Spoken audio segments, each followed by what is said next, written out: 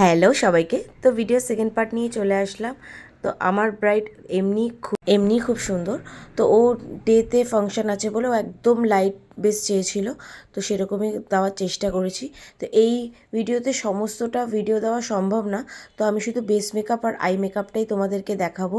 যতটা পেরেছি নেওয়ার চেষ্টা করেছি, কিন্তু 1 মিনিটের ভিডিও, তাই জন্য পুরোটা দেওয়া সম্ভব না।